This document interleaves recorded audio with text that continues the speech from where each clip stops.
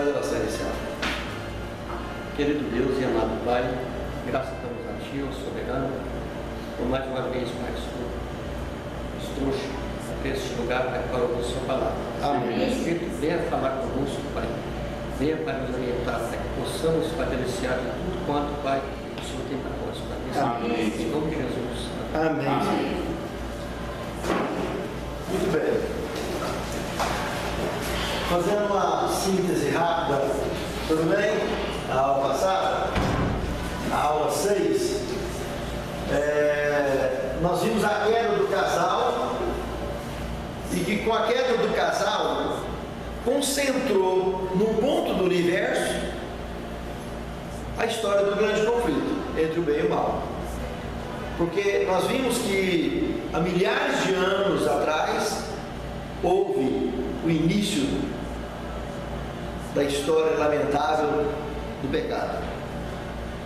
Só que nenhum mundo na sua liderança havia caído. E o planeta Terra, nós ainda citamos que Lúcifer gostaria de ter feito parte da comitiva criatória ou criacionista do planeta Terra e não foi permitido. E isso deixa uma ideia vaga de que por esse motivo ele tenha, de certa forma, marcado o planeta Terra para derrubar. Não sabemos por revelação nenhuma se ele tentou isso em outros lugares, ou se participou ou não. Nós sabemos que nesse planeta, por incrível que pareça, o próprio Adão participou da criação do planeta. Ele auxiliou, na Deus não deu nome aos bichos. Ele que deu nome a toda a criação, ele participou. Aqueles nomes foram criados por ele, autorizados por Deus. E Lúcifer não pode fazer parte de espécie alguma dessa estruturação. Nós só sabemos, em revelação sagrada, que ele veio e conseguiu derrubar esse planeta. E o planeta, um casal que tinha sido criado em imagem e semelhança de Deus, que tinha toda a estrutura e condição de evitar isso, não foi possível. Eles caíram. E aí Deus juntou todo o universo rebelde aqui nesse planeta. Claro, houve uma sequência de fatos. Nós vimos que houve uma batalha no céu. E nessa batalha, o pai estava aqui sacrificando um cordeiro e colocando o casal para fora, já deixando eles com a mente bloqueada, para eles não terem acesso a tanto conhecimento, a tanta sabedoria. Começou o processo aqui nesse planeta, que creio eu já vinha acontecendo anteriormente, de sono da morte. Por quê que eu creio? Porque o assim está escrito diz que aonde entrou o pecado, entrou a morte. E sem sangue não há remissão. E aonde entrou o pecado, a natureza começou a gemer. Em qualquer lugar que ele entrou. Só que como não havia caído nenhum planeta com a sua liderança, esse foi o primeiro, essa turma que desencadeou a batalha no céu lá, enquanto o pai estava aqui, colocando o casal para fora, sangue. Lá em Apocalipse 12, 7 a 12, nós vimos sangue do Cristo. Eles venceram pelo sangue e pela palavra do testemunho, que é o Espírito de profecia. Então, houve a batalha armada? Houve. Mas houve, de alguma maneira, de forma plena, escatológica, no mínimo, essa promessa tão autêntica de que aqui, nesse planeta, que Deus amaria, amou de tal maneira, que daria o seu filho, que ele viria aqui e venceria pessoalmente. O que o diabo evidentemente contestou isso por todo quanto é lado, e durante toda a sua existência, até que ele por fim foi proibido de vez de entrar no céu. Então o diabo foi lançado da terra e todos os seres que com ele fizeram parte dessa rebelião foi lançado aqui. E o jardim que estava aqui foi recolhido e levado embora. Dizer que a terra jamais vai ter um líder honesto. Não Hoje, né? Hoje. Só quando Cristo voltar. Cristo resgatou da mão do diabo a liderança. Nós sabemos que ele entregou, por exemplo, por usurpação, ele substituiu Adão. E naquela reunião de Jó, capítulo 1, capítulo 2, ele que aparece lá no céu representando a terra. Agora, numa certa altura do campeonato, nós vimos no Novo Testamento mesmo Jesus falando: eu vi o diabo cair do céu como um raio. Quer dizer, ele evidentemente em outras situações ele foi. Aquela batalha do céu foi uma, essa é outra, porque nessa Jesus inclusive falou: hoje está julgado o príncipe das trevas deste mundo. É um cenário interessante, até eu fiz um sermão sobre isso, está aí registrado também dentro do canal. Irmãos, o fato é que esse planeta ele foi alvo do ódio satânico e ainda é, se não fosse a misericórdia de Deus e não fosse Deus a mão de tal maneira e dar o filho dele, o unigênito, para fazer o que fez, e graças a Deus que fez e venceu, o diabo faria desse planeta um cemitério vivo. Tira por ideia o que ele faz numa Cracolândia. Quem já andou numa Cracolândia, já passou por ali, viu como é que funciona o esquema lá dentro, sabe o que eu estou falando.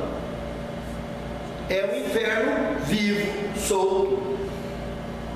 Uma família que já teve drogado dentro de casa, dependente, sabe também o que eu estou falando. Que teve alcoólatra dentro de casa, sabe o que eu estou falando. Está lidando com o diabo 24 horas, cara a cara. E as dependências químicas são tão severas que elas fazem o indivíduo não só se matar, mas antes de se matar, ele mata muita gente em volta. Mata de raiva, mata literalmente, assassinato, pedindo dinheiro, pedindo isso, pedindo aquilo. E os pais acabam cedendo, não acreditando jamais que ele vai ter coragem de fazer alguma maldade com ele. Vai cedendo, daqui a pouco, a hora que não tem jeito mais de ceder, a hora que ele começa a tomar uns esfregão meio perigoso, aí ele começa a querer contar para a família. Os pais que tentam segurar a onda sozinho, no silêncio, mas ele está lidando com um demônio que está dentro daquela criatura que antes era filho dele, hoje está dominado por Satanás.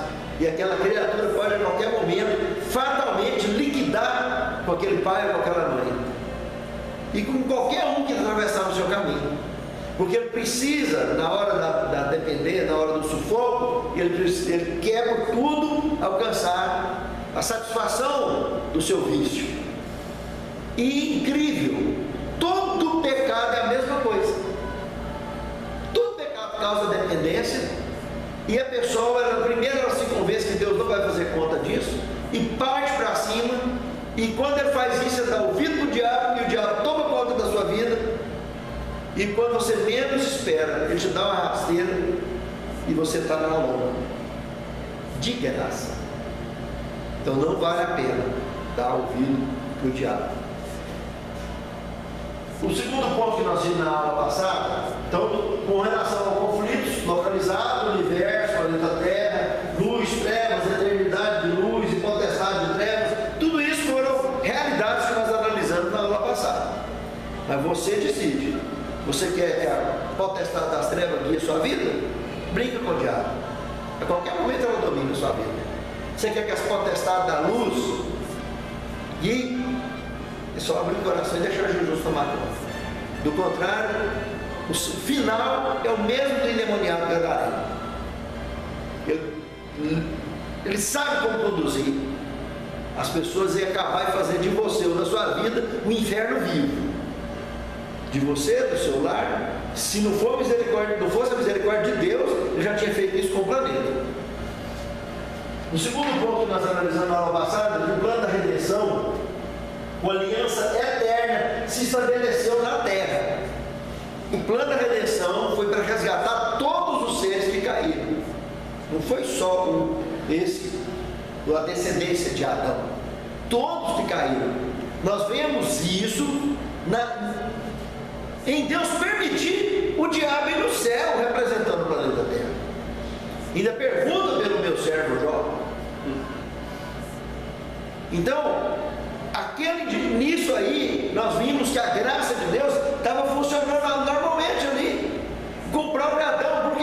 próprio Adão estava funcionando? Nós sabemos disso. Porque se não tivesse, o que diz Gênesis 2,17? Se comer daquela árvore, se tocar, certamente morrerá. E ele morreu. Era para ele ter fulminado na hora.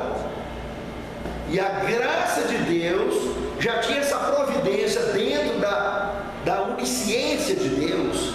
Ele sabia que isso ia acontecer. Na sua onipotência e na sua onipresença, nos seus atributos, a sua misericórdia e o seu amor é o que é a base de tudo. Ele já tinha providências para isso, e a providência, o nome dela era graça. Aí esses seres tiveram debaixo da graça. Lúcifer continuou por muitos e muitos anos debaixo da graça, até não ter mais chance, não ter mais jeito. Jesus fala lá abertamente que ele é homicida desde o e nunca se firmou na verdade. E é mentiroso e pai. Então quando fala em não se firmou, é porque houve tentativas do próprio Deus de firmá-lo na verdade.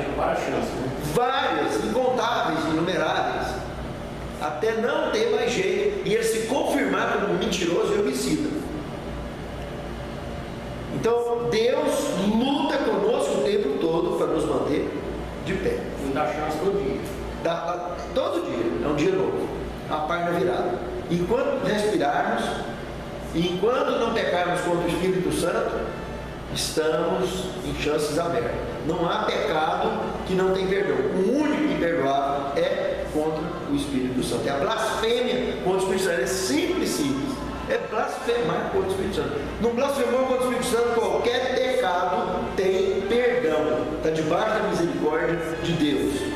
Isso é pleno, objetivo e simples, não tem complicação nenhuma. Terceiro ponto que nós analisamos: na descendência de Caim se estabeleceu a representação humana das trevas, conhecido por filhos dos homens. E na descendência de Abel e Sete, os filhos de Deus, representando os filhos da luz. Mesmo com a mente bloqueada, como eles eram os primeiros filhos deste casal líder que caiu, por isso eles se tornaram os representantes oficiais. Como esses filhos foram os primeiros do casal líder fora do jardim, neles concentrou todos os seres do universo a representatividade de luz e trevas. Perceberam por quê? Porque eles são os primeiros filhos de dor, são os primeiros filhos debaixo da maldição do pecado.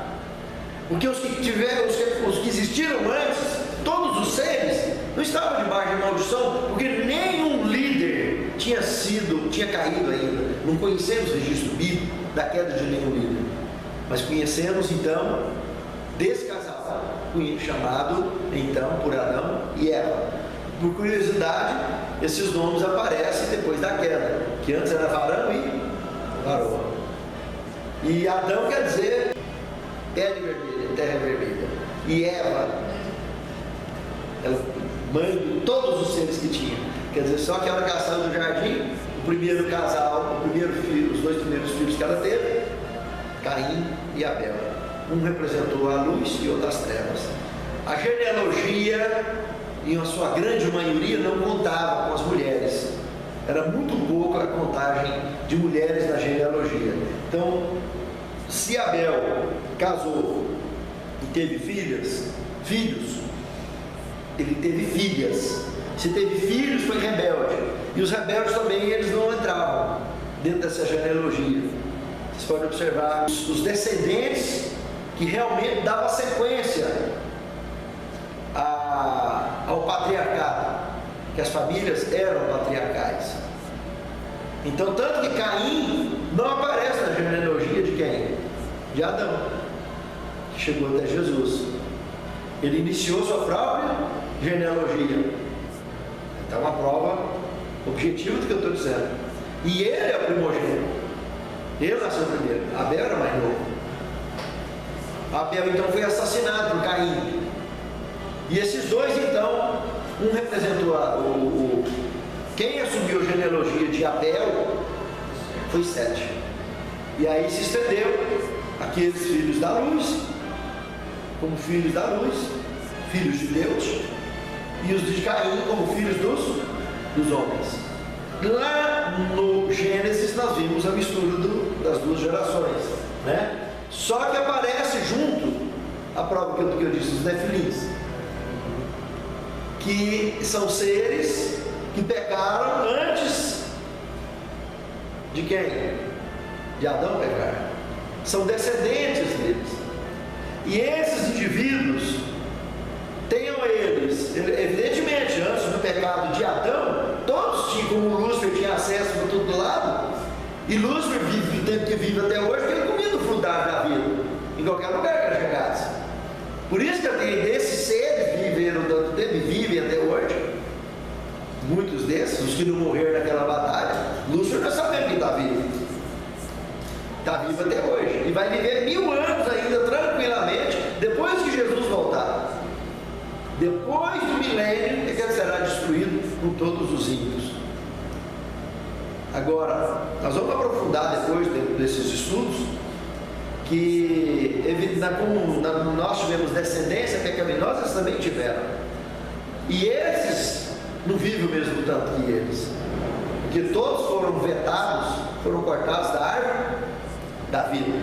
Mas aqueles caras que viveram, que comeram milhares de anos, e eles foram isolados aqui, em cadeia das trevas, como disse Pedro, tem uma inteligência muito maior do que a nossa, não pode comparar conosco. É por isso mesmo que Deus não deixa a gente bater de frente, e Deus nos protege e nos guarda deles por isso, porque a mente do casal líder e a sua descendência foi bloqueada. E Paulo, lá em 1 Coríntios 15, 52, 53, diz que eu vos digo em mistério, na verdade nem todos chegaremos a dormir. O sono da morte foi uma maneira, e com certeza esses seres que morreram para lá, está tudo aqui, foi transportado para cá, os seus restos mortais, porque na eternidade não tem lágrima, nem pranto e nem dor. Isso é bíblico. Todo mundo trouxe a mala e a cuia junto, com os restos mortais de quem morreu. Está tudo aí no seu sarcófago aí no fundo aí do mar, fundo da terra, tudo é lá. Olha, tem muita esquisitice por aí, que o povo já descobriu, já estudou, estuda. Deus não criou nenhuma esquisitice. Quem criou esquisitice foi o pecado, foi Satanás. Se nós que somos bobinhos, né, entre aspas, já conseguimos clonar, fazer clonagem, vocês imaginam o que esse povo não dá conta de fazer. Então, é esquisitice de virar do avesso. E não assusta se descobrir de uma hora para outra coisa mais esquisita ainda. Mas o que eu estou tentando mostrar, meio desse trabalho, é que Deus tomou providência na sua misericórdia de nos proteger o tempo todo. E o sono da morte foi uma parte de fazer esse trabalho de reciclagem em cima da face da terra.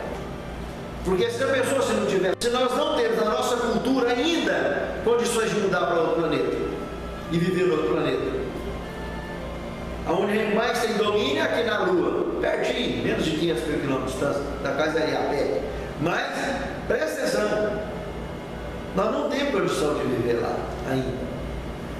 E a ciência procura, tem planetas aí que já estão vendo água de longe, estão pegando amostra, mas como é que chega lá? Nós não temos ainda condição, percebeu? Então, nós sabemos que o desfecho do grande conflito entre o bem e o mal vai ser aqui, nesse planeta. Portanto, a volta de Cristo é aqui. O Monte das Oliveiras, que está aqui nesse planeta, vai partir no meio, é onde a cidade santa vai descer, é onde vai se estabelecer o reino de Deus. Então nós temos muita coisa para aprofundar nisso aqui ainda. O registro polêmico de civilizações caídas antes de Adão, comentamos agora mesmo, né? Comentamos também sobre o espectrômetro de massa, que é o aparelho usado para colocar isopos radioativos, e vimos vários tipos de isopos que analisam cientificamente de 50 a 70 mil anos, que são os carbono 14 e 12, até milhares e milhares de anos em outros tipos de ensopos. O porquê dos ensopos? Porque nos ensopos, nós temos hoje aqui, por exemplo, a pirâmide. Nós terminamos a aula passada dando uma palhinha sobre pirâmides. Hoje nós vamos aprofundar nelas.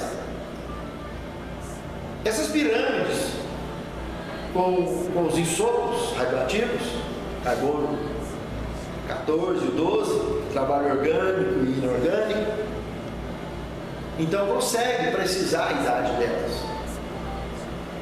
E de todos os achados arqueológicos, fósseis, etc., tem condições de objetivar quase que com boa precisão a idade desses achados. Mas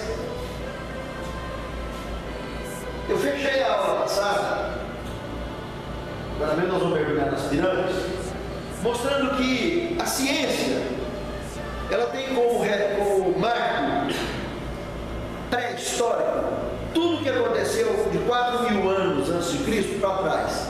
Por coincidência, 4.000 anos antes de Cristo é a data referência unânime em que Adão pecou. É lamentável que muitos estudiosos acreditam que há 4.000 anos antes de Cristo Deus criou o universo, criou a terra.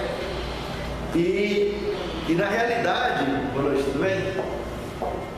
Na realidade isso não é verdade. Nós sabemos que isso não tem o menor fundamento.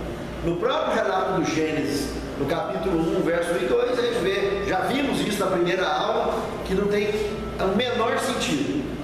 Então, o que e eles comentam, a ciência aborda, então tudo a partir de 4.000 anos antes de Cristo, além de 4.000 anos antes de Cristo, trata-se de assunto pré-histórico. Proto-histórico, tudo que aconteceu entre 4.000 e 3.500 a.C., nesse espaço de 500 anos. Por que eles chamam de proto-histórico esse pedaço? Está mais chegando próximo à história, próximo a registros, porque foi criada a escrita dos antigos sumérios dentro desse período. Quer dizer, agora nós já temos condição de documentar melhor. Então a ciência chama de proto-histórico. E história de 3.500 anos antes de Cristo para cá, a ciência considera história, por causa da escrita. Mas uma tese que eu lancei quando eu escrevi aquele livro, Seminário de Escatologia Bíblica, é que pecado, morte, está tudo intimamente relacionado. E história, quem vive na eternidade, qual é a preocupação que tem com história? Pense bem. Se você vive na eternidade, qual a preocupação sua com história? Vocês acham que tem sentido isso? Não é questão que não vai. Não tem necessidade. Por causa da distância do tempo. Você vai levar que sua mente é perfeita. Mas, você está entendendo? Que Deus aborda a Apocalipse, vamos ver isso no final. É que o amor dele e os prazeres eternos serão tão grandes que nós vamos superar os nossos traumas, as nossas lágrimas, para todo sempre. Vai ficar tão distante no passado, isso, entende? Então, qual é a relação que eu fiz com pré-história, proto-história e história? Pré-história, queda de Lúcifer, início da história do pecado, até a queda de Adão. Esse período todinho, que vai até 4.000 anos de Cristo, nós chamamos, é o que eu apresento na tese do Seminário de Escatologia Bíblica, que isso é pré-história. A queda da história real do pecado, queda de Lúcifer no céu, até a queda de Adão aqui na terra do casal. E proto-história, tudo que vai da queda de Adão até o dilúvio. Por que até o dilúvio? Porque com o dilúvio Deus passa uma régua em cima do planeta. E muitas das evidências arqueológicas e mesmo registros escritos, etc., a Terra alterou totalmente a sua estrutura. Para começo de conversa, no pecado de Adão, o jardim do Éden, toda a Terra era um Éden. Esse Éden foi amaldiçoado, o planeta ficou todo cheio de transtorno. E raças de seres, de aves e animais, estavam no jardim e que eram criados originalmente no mundo, e que nós até apresentamos aqui algumas ideias para vocês. Lá em Isaías não está mostrando o leão comendo palha com boi, o cordeiro e o lobo. Então, com esse dente, com esse tipo de intestino que eles tem fundamento isso? Não tem fundamento. Com os caninos, ficar comendo capim, não tem cabimento isso. Então, o leão que Deus criou não tem nada a ver com esse leão que está aí. Esse aí é um resultado do pecado. Como eu e você somos o resultado do pecado. Se tem outra prova também. Cristo, quando foi ressuscitado, o único ser que morreu a morte eterna. Quando ele foi ressuscitado, ele foi reconhecido? Ninguém reconheceu. Reconhecia ele por causa dos seus gestos, por causa do jeito de fazer os milagres, do jeito de falar. Aí ele era reconhecido. Nós sabemos que outros foram ressuscitados para a vida eterna. Moisés, que lá em Deuteronômio ele morreu e a sepultura desapareceu. Judas, verso 9, mostra ele sendo ressuscitado pelo arcanjo Miguel, que é o próprio Cristo. E como é que vai manter a sepultura de alguém que foi ressuscitado? Por isso que a sepultura lá em Deuteronômio 34, de 1 a 5, mostra que ela desapareceu.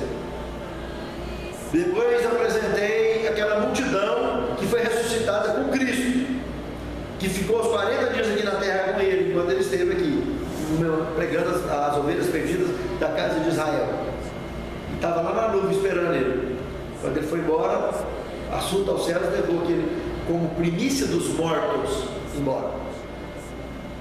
Vivos, transladados vivos, debaixo da graça de Deus, sétimo depois de Adão, Enoque. Depois de 360 anos de idade, 365 anos de idade, Enoque foi transladado vivo. Elias, 1000 anos antes de Cristo. E por coincidência, Elias e Moisés, porque Moisés veio 1500 anos antes, Elias 1000 anos antes, vieram visitar Jesus. Marcos 9, de 2 a 6, lá no Tabor. Muito curioso tudo isso aí. Então, por isso que eu apresento a tese de história do dilúvio para cá, porque do dilúvio para cá a terra está do jeito que saiu do dilúvio. A água onde ela voltou, a Atlântida, por exemplo, entre janeiro a maio do ano 2350 a.C., que foi o ano do dilúvio, no dia 17 de maio estourou o dilúvio, a Atlântida fundou como exemplo para o mundo antediluviano mudar de vida. E não adiantou, ela ficou debaixo do oceano. E o Oceano Atlântico continua com o nome de Atlântico até hoje, em homenagem a Atlântida. Só que a Atlântida voltou depois do dilúvio, continua lá quietinho. E é o único oceano dos três que nós temos que eu ia chamar de Mar do Sargaço, do lodo. Muita coincidência, né? Não? Lodo está relacionado com habitação, com presença, com bactérias, com seres humanos, com animais, com tudo. Você vem com a casa, um quintal, você fica muito tempo sem varrer, a hora que chega a chuva, o que acontece? Enche de lodo. E você já viu criar lodo lá na natureza, onde nunca viveu ninguém? Pode ser nas pedras, pode ser nas rochas, pode ser onde for. Aonde vai lodo é onde tinha habitação, ou de animal ou de gente. Naquele local ali fazendo piseiro. Aí choveu ali e o lodo vem. Certo? Muita curiosidade isso aí. E os outros oceanos, os satélites conseguem varrer o fogo, o Atlântico. Mas nós vamos estudar muito sobre isso ainda. Vamos então agora aproveitar esse gancho dessa tese e entrar nas pirâmides. Eu coloquei como referência o complexo de Gizé, no Egito, e vamos trabalhar com a de Khufu, que é aquela do meio, a maior, para vocês verem o que acontece aqui.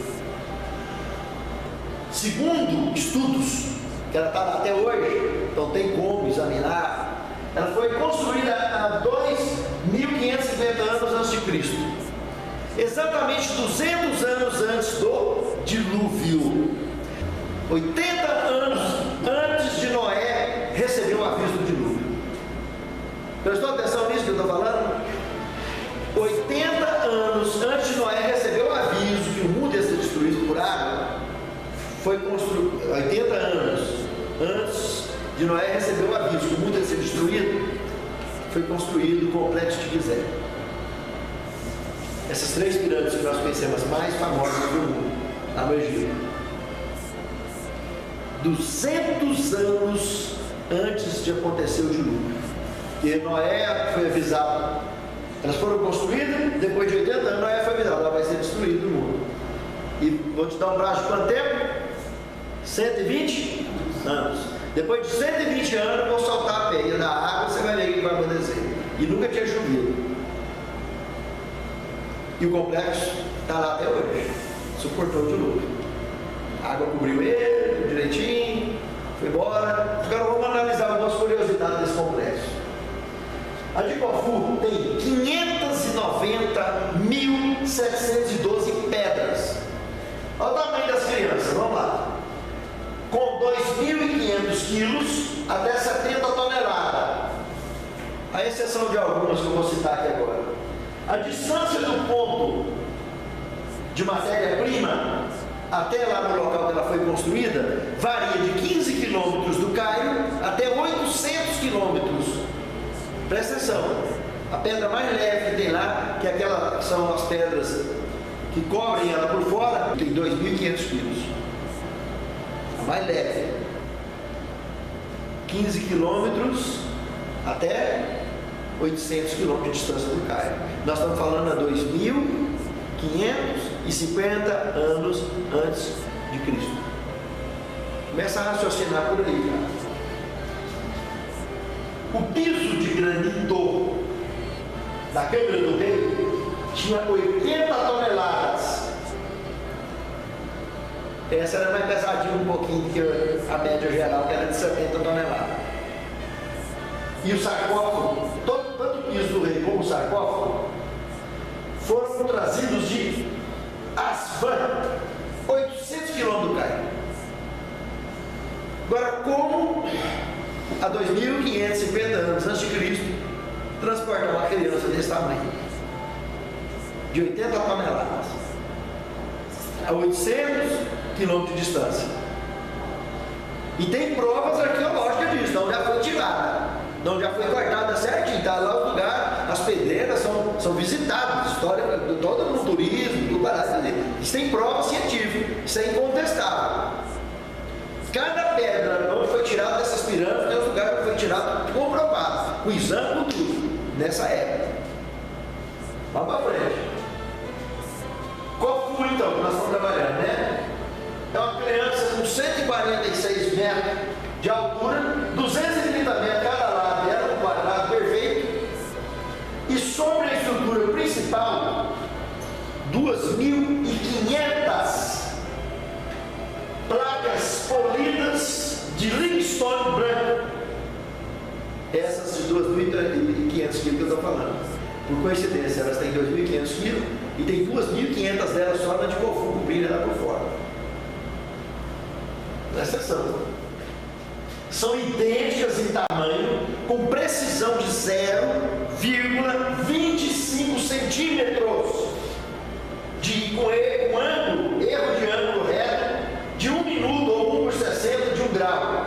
A base plana com desnível de 0,075 centímetros por 100 metros. Só para vocês terem uma ideia do que fala essa baboseira toda aqui, nós não somos engenheiro nem arquiteto.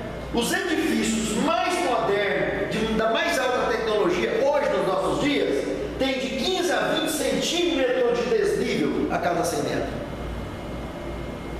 Presta atenção. Os edifícios mais modernos de alta tecnologia têm de 15 a 20 centímetros de desnível. Aquelas pirâmides que foi construída há 2.550 anos atrás, ela tinha de desnível, presta atenção, 0,015 centímetro de desnível. Nós não temos simplesmente cientista, engenheiro, arquiteto, que dê conta de construir uma pirâmide até hoje, exatamente como aquela ali.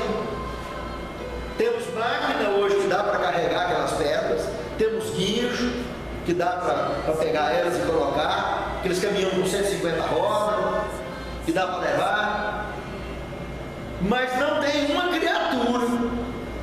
E outro detalhe, aquela pedrinha de 80 toneladas, desceu os móveis, tudo, colocou por cima, porque a portinha não dá para passar um móvel que está lá dentro, lá fora.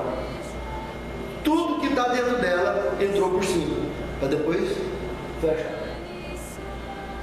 Vocês viram que o negócio é muito complicadinho, viu? Mas vamos para frente. Com relação às plaquinhas, as plaquinhas de 2.500 quilos, a precisão no encaixe do conjunto todo é de 0,015 centímetros por cada 100 metros. Segundo estudiosos, a precisão de um submarino nuclear é de 0,08 por 100 metros. Nós estamos falando de submarino, vai descer no fundo do mar. Vou repetir: 0,015 centímetros por 100 metros é a precisão do encaixe das pedras, daquelas que cobrem lá, de limestone, que cobrem lá fora. 0,01 centímetro por 100 metros. O submarino é 0,08 centímetros por 100 metros. Para conferir só a questão dos cálculos das autoridades e não autoridades, porque essas autoridades alegam que essas pirâmides ali, essa de Khufu e as demais, foram escravos egípcios, né? Eu fiz aqui o cálculo. Nós temos aqui, para 20 anos, 590.712 pedras. Teria que ter uma pedra a cada 17 minutos. Saída desses lugares, tudo colocado ali. 24 horas por dia, 7 dias por semana. Tem alguma lógica? Vocês acham que naquela época tinha condição de ter uma pedrinha daquela entre 2,5 toneladas até 80 toneladas para construir uma pirâmide daquela em 20 anos? Sem a menor chance, né? Então, nós sabemos que quem quer que seja que construiu aquela pirâmide ali são seres com inteligência, com sistema de transporte muito mais avançado do que nós temos noção. O povo fala que o Egito era muito avançado em tecnologia, né? Mas não adianta o Egito fazer parte do planeta Terra, que é um planeta caído, como qualquer outro. Agora, o grande X da questão é que no planeta Terra, quando essas pirâmides foram construídas, um pouco antes disso, 1550 anos antes do dilúvio, Adão tinha pecado. E quando ele pecou, aconteceu uma batalha no céu. E seres de todo o universo foram lançados aqui nesse mundo. Independente se eram seres de luz ou trevas, foram esses indivíduos, com esse tipo de inteligência, seres que pecaram antes de Adão. Nós já comentamos, pode ser até gente que tinha esse domínio de tecnologia e de tudo. Nós só sabemos que o casal, assim que pecou, eles foram postos para fora, bloqueadamente. Eles não tiveram mais acesso a esse tipo de tecnologia. Aquela nuvem que tinha lá no Éden, que nós assistimos nas aulas, depois se você assistir às aulas anteriores, aula 1, aula 2, até aula 6, você vai ter aprofundar um pouco nisso aí. Está postado, se você tem acesso à internet, tem? Você assiste depois a aula 1, aula 2. Mas o que eu quero dizer é que... Pois não? Você pensa um pouquinho aí, essa questão aí do Adão e Eva, caiu, e antes só um pouquinho.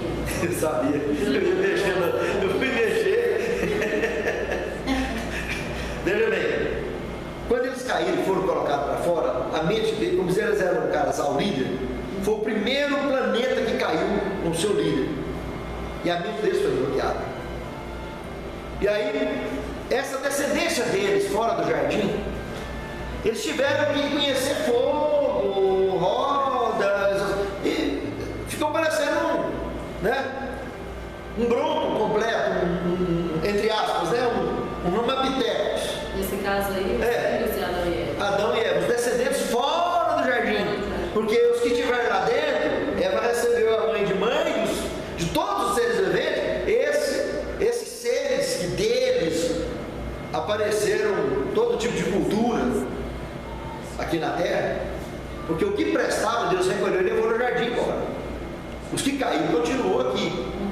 E da batalha que teve dos céus, representante de todos os mundos que tinha, encrenqueiro, foi lançado aqui, Apocalipse 12, verso 7 ao 12. Foi lançado aqui na terra. E no verso 12 especialmente foi dito o seguinte: alegrai-vos vós aos céus, no plural, que deles habitais, que ficou livre do diabo, mas é dos que habitam na terra e no mar, porque o diabo desceu a voz, tem grande ira, sabendo que pouco tempo lhe resta. Os filhos da Eva, que ela teve antes do pecado, sim, eles teriam então uma inteligência bem superior. Com certeza absoluta, bem superior, porque esses seres, o planeta recebeu a maldição quando o seu líder caiu, e não consta registro bíblico que nenhum outro mundo tenha caído com a sua liderança, mas os seres que pertenciam a outros mundos, que participou dessa rebelião de Apocalipse 7 com a batalha armada, do verso 7 ao verso 12, esses seres foram lançados aqui, veio de Malicuia. E esses seres, inteligência avançada, independente de ser filho de Adão, ser filho de qualquer outro, de qualquer canto do universo, está tudo aqui. Os rebeldes. O que tinha aqui na terra de perfeito, de bom e maravilhoso, nós vimos em Gênesis, capítulo 3, do verso 21 ao 24, que lá foi cercado um campo de força, dá para entrar de escoramento. E quem estava lá dentro fica, e quem está fora não entra. Espada inflamada, revolvente. Muito sério esse assunto. Agora, essas pirâmides foram construídas com inteligência superior. Essas pirâmides. E está ali até hoje de registro e de engasga para qualquer cientista, para qualquer engenheiro, para qualquer arquiteto, que não tem domínio nenhum para fazer algo igual. Prosseguindo aqui, já dentro da nossa aula, né? Já está dentro.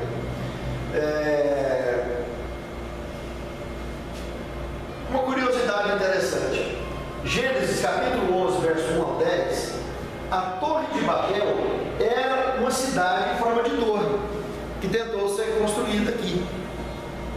E por coincidência, só tem 3 registros nessa Bíblia que nós temos na mão, que apareceu a Santíssima Trindade: criação, Torre de Babel e batismo de Jesus.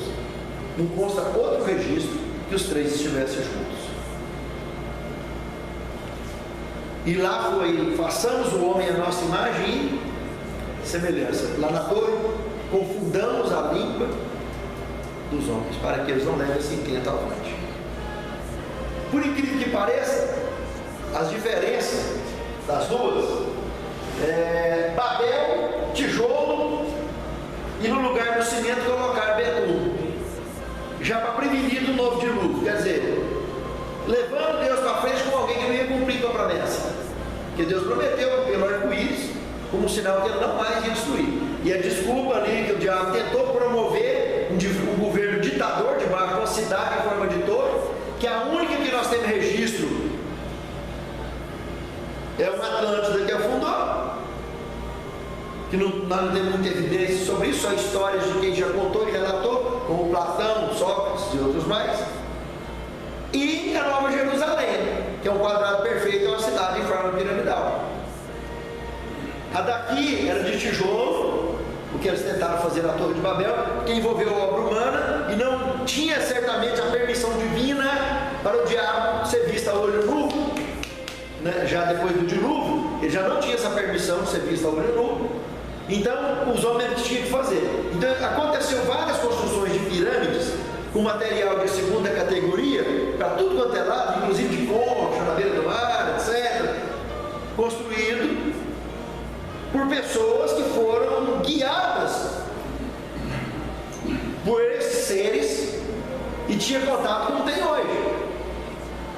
Então, muitos governos, muitos seres humanos, a pessoa envolve com o diabo e o diabo governa. O endemoniado Gadareno não era um caso desse?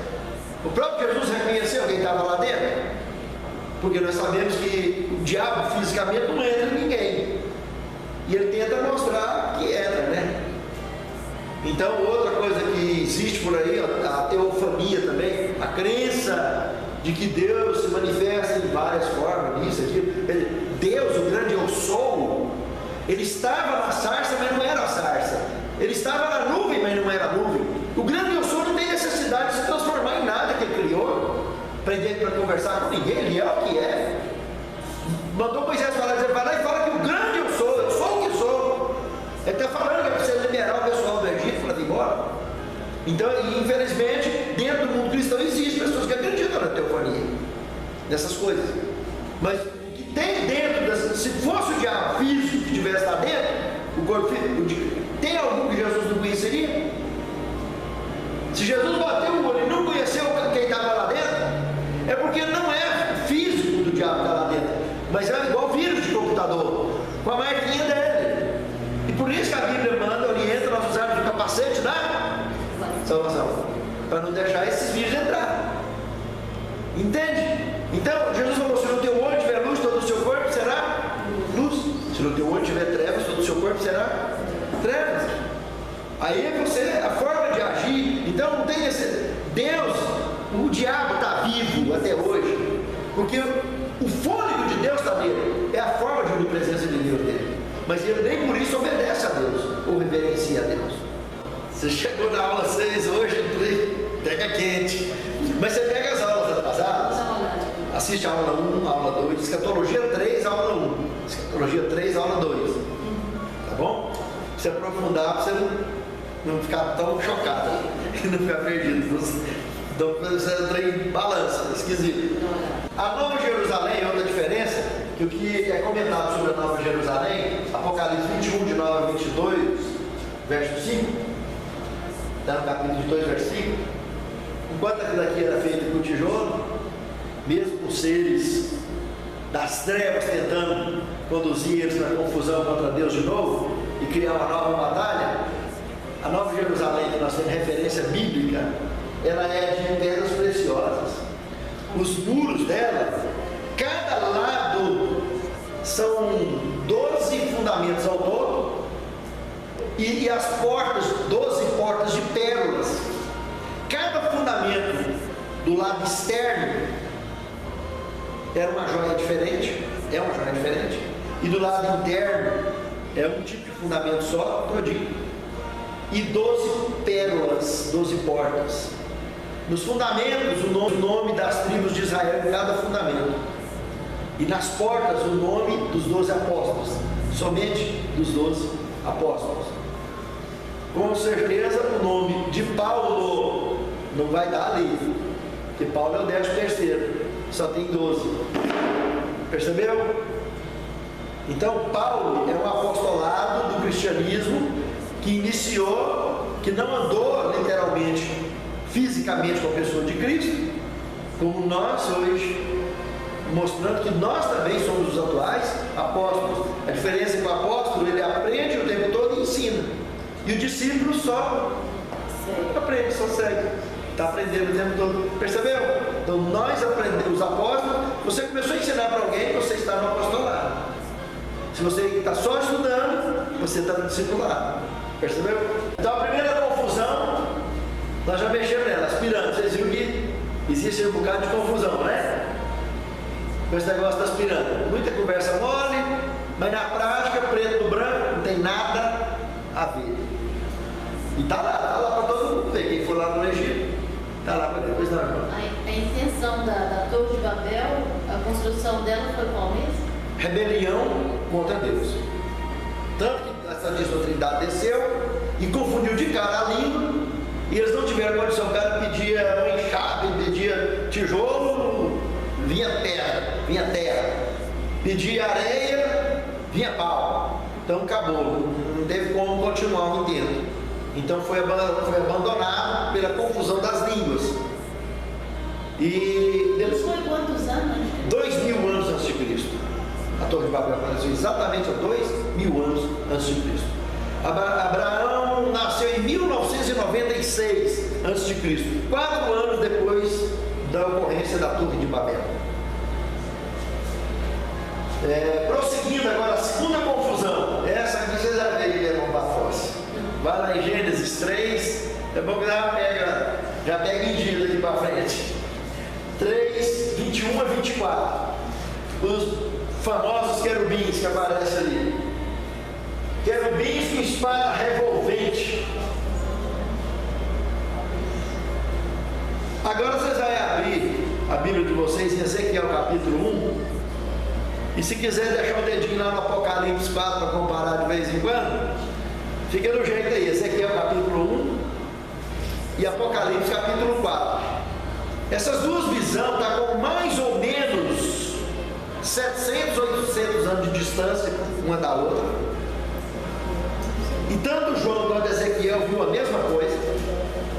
Tá? E vamos agora dar uma futricada. Vocês perceberam que lá no Gênesis está o campo de força lá, né? A espada revolvente. Aquele murinho lá tinha 2.000 quilômetros, cada lado dele. Que a espadinha estava lá. Aqueles querubins que estavam lá para ninguém ter acesso à árvore da vida. Aí nós vamos estudar agora, que nós vimos em aulas passadas, que o diabo, por exemplo, tirou a asa da serpente que tinha. E mitologicamente, com as suas mentiras, colocou nos anjos. E não tem um texto na Bíblia, de Gênesis Apocalipse, que ele tem asa. E o que tem de crente acreditando nisso em tudo quanto é religião do mundo, sem exceção, todas as religiões do planeta Terra acreditam nisso. E pinta os quadros da volta de Cristo assim que dá até medo. A primeira coisa que eu preocupo é se der uma chuva. O tanto que o tal de galinha fede uma moia, passarinho, pena. Gente, raciocina. Não tem um texto na Bíblia que antes tem asa. Isso é mitologia, mentira do diabo. Os que apareceram na Bíblia de Gênesis e Apocalipse sentaram, comeram com todo mundo lá em Sodoma e Gomorra. Eles quiseram manter relação com eles, com os anjos que apareceram lá. Pessoas normais. Agora, querubim tem asa. Querubim nunca foi anjo. Vamos ver aí agora. Querubim, serafim, esse não é anjo. Ezequiel 1. Vamos lá então. Dá uma futricada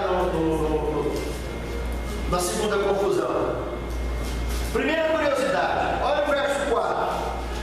Um vento vindo do norte. Norte, quando a gente olha norte, está vindo do céu. Ele está vindo. Raciocina, norte do planeta. Você já viu vento desse sentido? Então ele está vendo uma coisa descendo em direção a ele. Um vento, fazendo um vento em cima dele. Norte do planeta.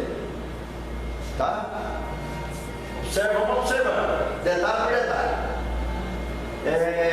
Segunda curiosidade. Do verso 4 ao verso 5 de Ezequiel 1, uma nuvem saindo de dentro em meio a labaredas de fogo contínuo e resplendor, e uma coisa do brilho de ambar saindo lá de dentro. Só que de dentro dessa coisa saíram 4 seres menores. Perceberam em detalhes isso? O que nós estamos vendo aí? O cara viu uma nuvem, que de dentro dessa nuvem estava saindo fogo em volta dela, brilhando de tudo quanto é jeito, ventando demais, barulho, nós vamos ver agora mesmo o barulhão que esse trem fazia. Do 26 ao 28, aí, de Ezequiel, capítulo 1 de Ezequiel, você vai perceber aí que essa tal coisa, lá no verso 22 também fala, né? Que essa tal coisa aí dá para melhorar o entendimento. Eles lançam um mar de vidro, um cristal terrível, em forma de trono, uma forma piramidal. Isso é uma nave-mãe, que de dentro dela saiu 4 seres menores.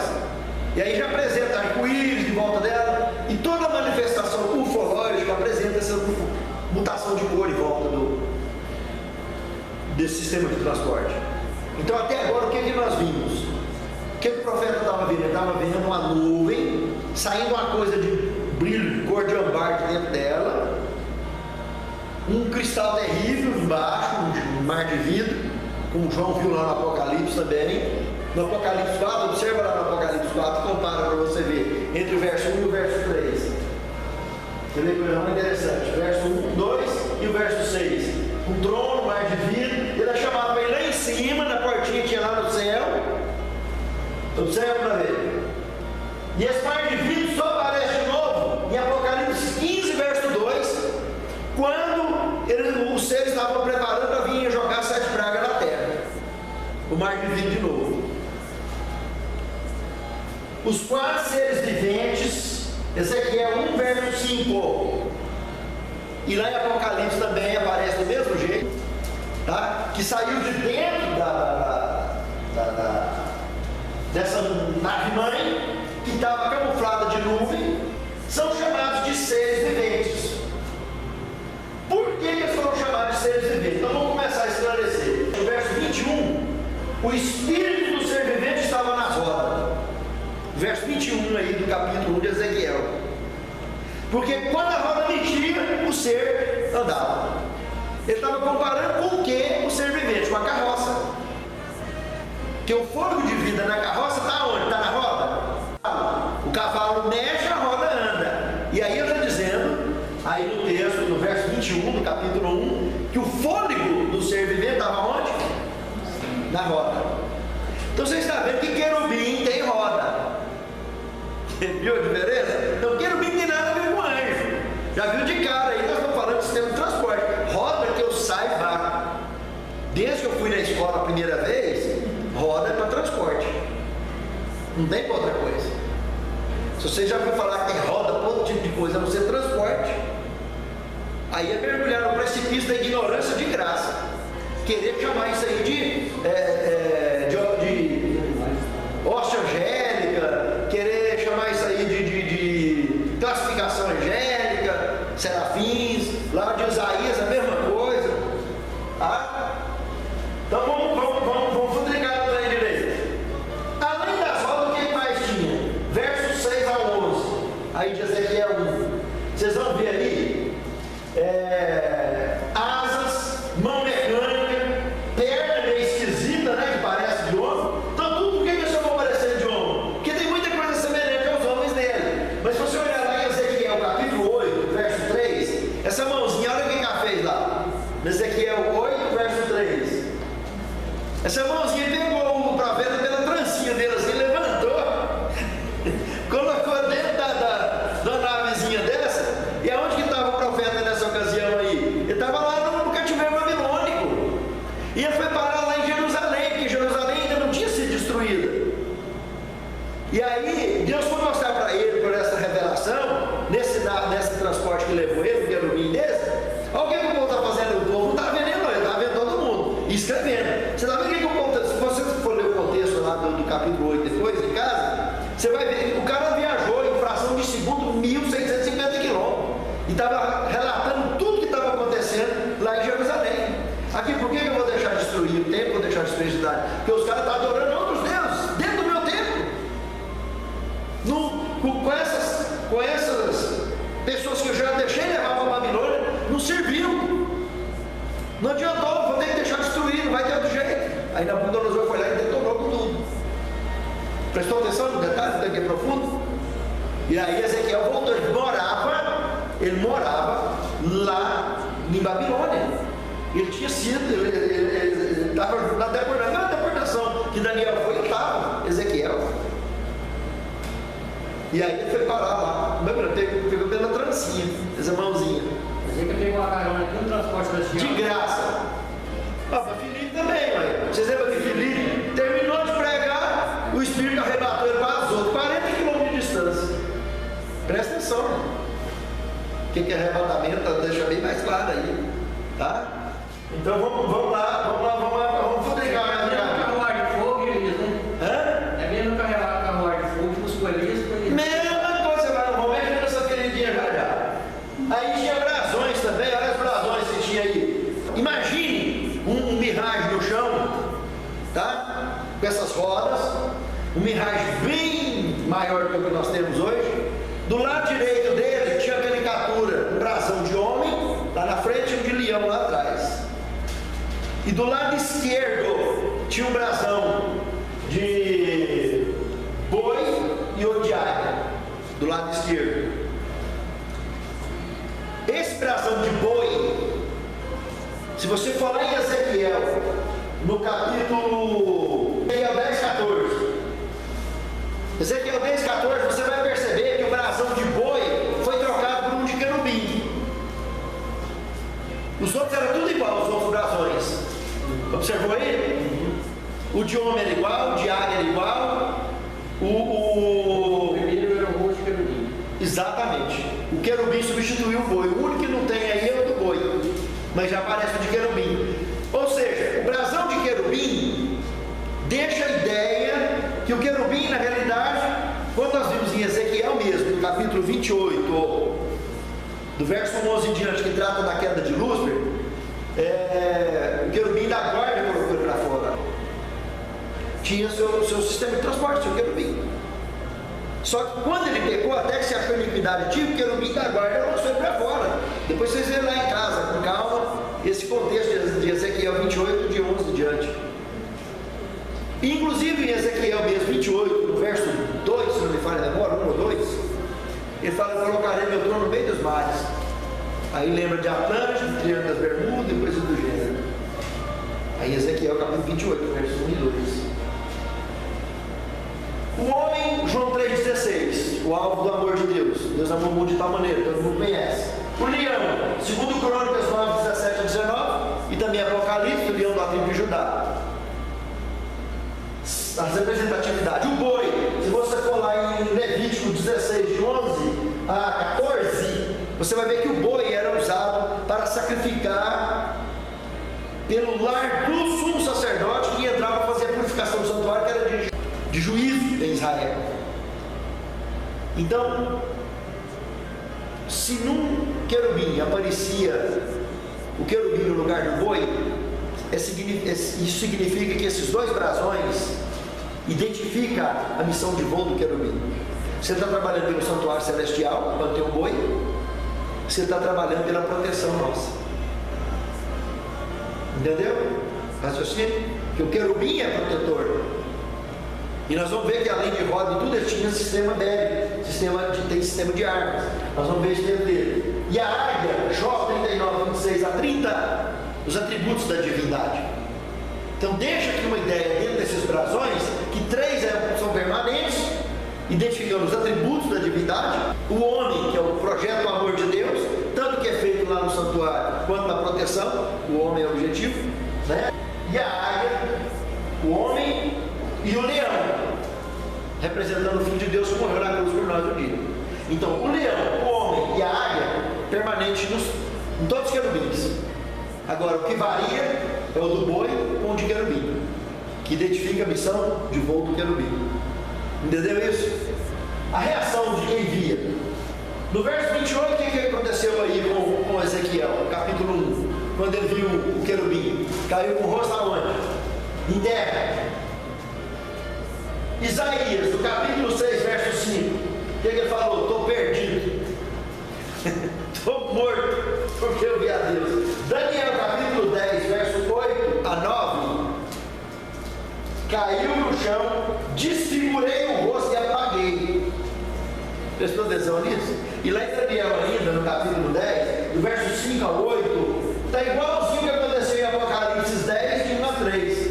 E aquele querubim que apareceu no capítulo 10 lá, de João, presta atenção no tamanhozinho da criança. Ele pôs um pé na ilha de Patmos, que é gigantesca, e o outro pé lá no mar. Vocês prestaram atenção no tamanho da criança? E aí, nessa reação diversa que tinha esses profetas, quando via esse sistema de transporte, Daniel, vocês viram, desfigurou e apagou. Na beira do rio, né? Vocês estão entendendo, irmãs? Aí ele chamava, não, o Senhor apareceu, do cintura para cima do jeito. Ele tentava, como se aquilo fosse Deus para ele. Mas presta atenção, ele só tinha cavalo para comparar. Eles não tinham mais nada para comparar. Agora, quando a gente começa a comparar, montar o quebra-cabeça, tentar olhar para o olho do profeta e entender que não tinha nada para se comparar naquela época, hoje nós temos alguma coisa para comparar. Então é mais fácil para nós entendermos. A maioria do que foi escrito na Bíblia não foi entendido por quem escreveu. Daniel tentou entender, Deus falou para ele: rapaz, você sela um livro, você vai descansar com seus pais. Isso é só lá para frente que vai ser entendido. Então, a maioria do que foi escrito não foi entendido por eles. Nós que estamos entendendo. E tem coisa dentro da Bíblia até hoje que assombra a ciência mais evoluída, a mais avançada da tecnologia. Esse assunto é um deles, porque lá em Ezequiel, ele faz esse movimento aqui, ele diz que ele sai zigue-zagueando em forma de raio e relâmpago, velocidade da luz. Então, se na velocidade da luz esse transporte faz esse movimento, a nossa física que nós temos está tão atrasada que qualquer corpo dentro do transporte que fizer esse movimento de ângulo na velocidade da luz desintegra. E os radares estão cansados de registrar esses movimentos ufológicos no mundo.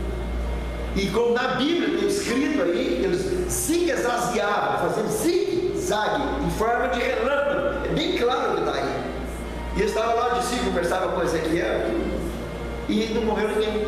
A escatologia tem alguma explicação? Quanto tempo durou desde que Adão e Eva ficou no jardim sem pecado? Na primeira aula você vai ter essa resposta. Na segunda aula, segunda, terceira, milhares de anos, milhares. Você vai assistir, você vai passar a régua, rapidinho. Vamos ver aqui agora na Bíblia, querubins e serafins. Na ciência, chamada de ufologia, não pela ufologia, de OVNIs, objeto voador não identificado. Na Bíblia, chamada de querubins e serafins. Trocar em miudinho, sistema de transporte. Só para acabar de matar e deixar descrente de vez aqueles que querem continuar certo, Salmo 18:10, abre lá e vê o que está escrito. E o Senhor montou um querubim e voou pelas asas do vento. 18:10? E o Senhor montou um querubim e voou pelas asas do vento. Aí, meu Deus, acabou de arrebentar tudo. Como diz o caipira, caiu as 4 rodas do carro. Furou tudo, deitou as 4 rodas de uma vez. Para acabar de provar que nós temos. Aí, desculpe, porque Paulo foi muitas vezes que Paulo falou: irmãos, não quero que sejais ignorantes acerca disso, acerca daquilo. Então, esse assunto é a mesma coisa. As pessoas que querem ignorar isso aí, mas Deus não precisa de muleta. Então, por que tem a nuvem estava lá esperando para receber Jesus? Para levar embora. E quando no batismo dele, o pai estava lá dentro da nuvem. Foi eu que escrevi a Bíblia. Ele estava lá dentro da nuvem, lá, falando assim: meu filho amado. Lá no Êxodo, estava lá a nuvem cobrindo lá 2.400.000 pessoas. Com gato, com tudo. Fazendo sombra nele, de noite fazia luz em cima deles. Padaria dentro, dando uma lacinha para explodir. E aí? Foi eu que escrevi? Tem dó, né, meu? Isso aí não é brincadeira, não. Sempre camuflado em nuvens, aparece na Bíblia, sempre. Aí quer chocar, então para que precisa da cidade santa? Com ouro, pedras preciosas, pérola, etc. Fundamentos, tudo. Deus quer o de melhor para nós. Por que Deus tem que sair desviando de acerto? Ele que criou tudo. Entendeu? O sistema de transporte que Deus tirou é coisa que está muito além da nossa cabeça, muito além do nosso entendimento, da nossa ciência. Só finalizando então, querubins são sistemas de transportes na Bíblia Sagrada. Então, o diabo, quando foi, no que está relatado lá em Apocalipse, foi lançado na terra, seus anjos com ele veio de Malicuia, trouxe os querubins, ele trouxe tudo. Tá? Nós vamos ver no começo da aula que vem, no próximo domingo, que vários tipos de querubim registrados na Bíblia. Vamos ver a aula que vem, vamos revisar essa aqui e vamos ver vários tipos de querubins diferentes aí registrados na Bíblia Sagrada, que nós temos nas mãos. Não percam a aula que vem. E quem não assistiu às outras, assista às anteriores, quem perdeu alguma, para que vocês não se percam. E se você quiser matricular para continuar vindo nas próximas aulas, para ele estar acompanhando, matricula aí com a Rosângela e a gente vai encerrar. Meus irmãos, minhas irmãs, que Deus nos abençoe, que Deus nos guarde. Foi um prazer enorme estar aqui com vocês. Vamos ficar de pé e encerrar nossa oração.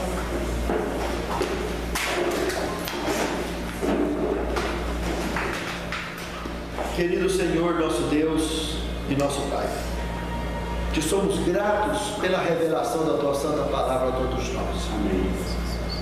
Te somos gratos pela tua proteção, a tua misericórdia, o teu amor e a tua direção em nossas vidas. Amém.